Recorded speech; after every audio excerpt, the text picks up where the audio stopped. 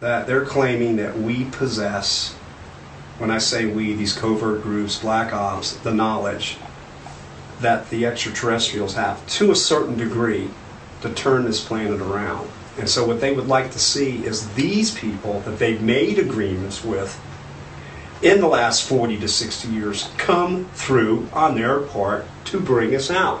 What the extraterrestrials are claiming is that they've taken this technology and they've used it to make weapons and they've used it to make money and not keeping the deals. Right. Okay, so what they want to see is these people evolve themselves and come forward and have an avenue to come forward where they won't get butchered, so to speak, by the law, because laws have been broken against the innocent, law-abiding citizens to come to the truth. You know that, I know that, we all know that in this so-called ufology business, if you want to call it that. Not nice and pleasant things have happened to individuals. They want to see them evolve, in a sense, to come forward so these things can come out. Again, that's another step for us all to meet in the middle somewhere so we can have proper interaction. They're not going to come and wave a magic wand and we're all just going to change. So what they want to see is to a meeting point with these individuals. So this avenue of amnesty would create such a way for them to come forward and bring this information out. The rainforests are being decimated. We see size of the rainforest just diminishing every day. China's losing the black and white panda. Do the extraterrestrials blame us poor little individuals for all this mess, when in fact it's the controllers that are making us like this?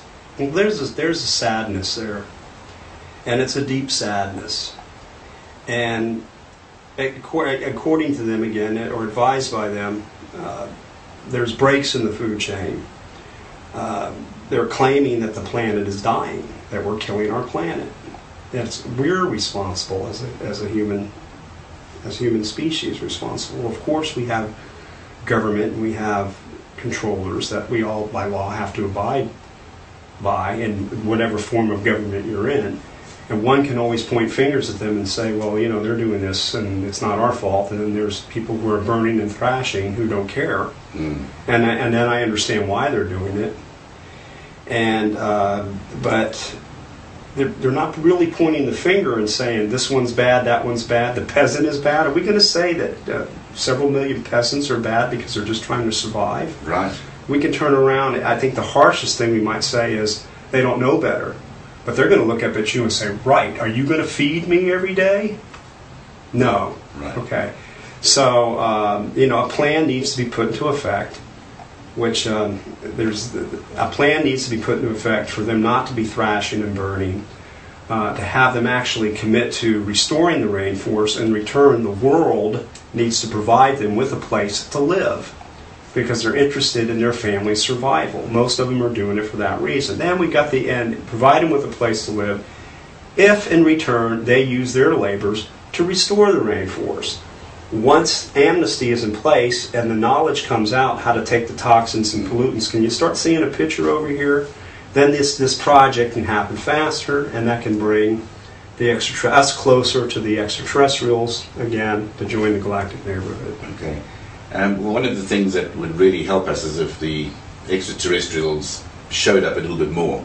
I know you're not really tuned into the field of UFOs a lot. You don't seem to follow it. You keep your experiences pure. So I know you don't want them contaminated. But I can tell you that the UFO sightings are increasing at an ever rapid rate. I'm happy to hear that. They're flying around. They're flying over Hong Kong. They're flying over New York recently. They're flying over India, Russia, China. Airports were closed down just not too long ago because a UFO was over Hangzhou Airport. So I don't know which species is doing this, but this of course is one way to speed up. It acts as a catalyst. So more people can look in the sky, more people can talk about it, see it, and then it becomes more real. So we do need more of this, and it is happening. So I'm happy to tell you that. And finally, I would just like to show you now for the first time, we've actually completed the translation of your book, The Keepers, in Chinese. So I just wanted to, can you just pass it to me? Here it is, Jim, The Keepers. Oh, how exciting. It's in Chinese. and it's the first exopolitical book on galactic diplomacy that Asia has ever seen. And there it is. Wonderful. With the sketches too, I take it has Yes, everything in it it. has everything in it, and it's going to be available for Asia in Chinese. And of course, we wish you all the luck for tomorrow night for your lecture. Well, thank you. You've got like 600-700 people turning up, and this is going to be a real